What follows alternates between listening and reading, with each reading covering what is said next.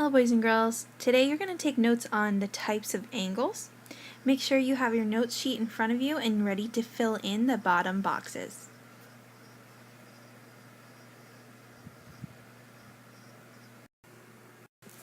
Alrighty, so this is a little review from the last time we filled out these notes.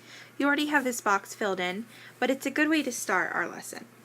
So an angle is formed by two rays or line segments that have the same end points. They share an endpoint and it's called a vertex. So if I have ray AB and ray AC, they intersect and they share an endpoint. This makes them an angle.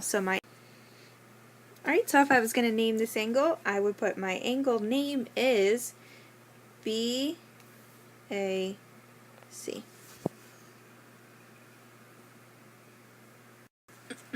Okay, so our first box says a blank angle forms a square corner. This is a right angle. Anytime I write anything, go ahead and write it down on your page as well. In this space right underneath your definition, we're going to draw a picture. A right angle is two rays that meet at the same endpoint. So I'm going to call this point A, point B, and point C.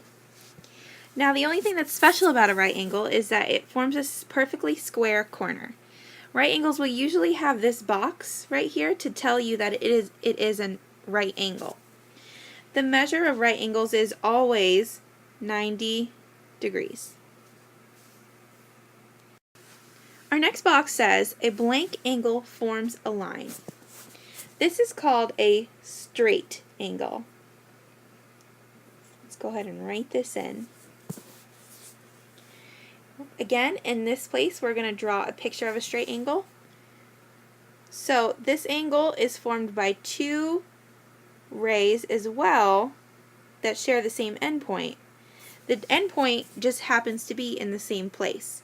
So again, I still have points A, B, and C.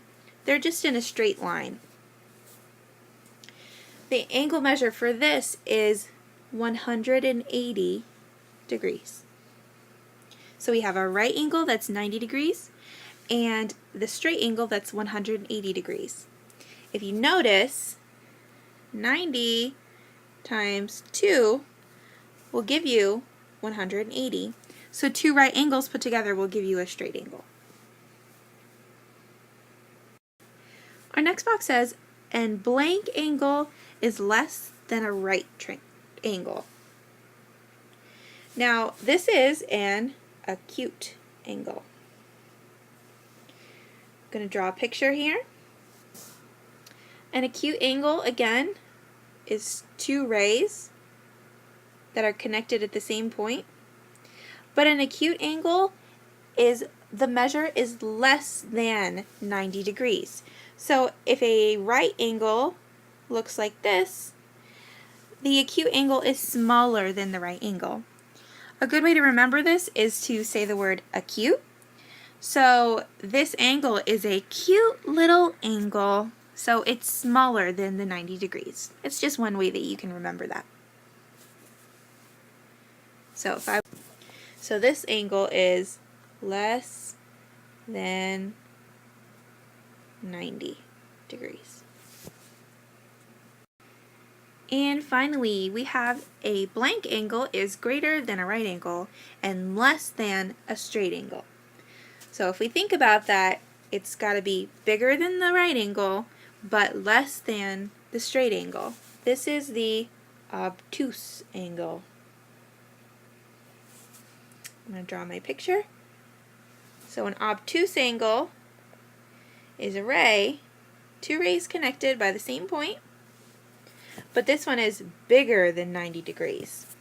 So if my right angle is right here like this, I can see that this one is bigger than the right angle. Another good way to remember this one is by saying the word obtuse. When you say the word obtuse, your mouth opens wide. And you know that it's the angle that's bigger because this is a wide angle. This measure is more than 90 degrees, because it's more than the right angle, but it's less than 180 degrees. So it's in between these two. Alright, make sure you keep these notes to study at home. It's going to be very, very important for you to know these vocabulary words and be able to identify the different types of angles, along with all the vocabulary words that we have been using, like line, line segment, ray, perpendicular, parallel. So make sure that you really know all of these terms. Alright, have a great day.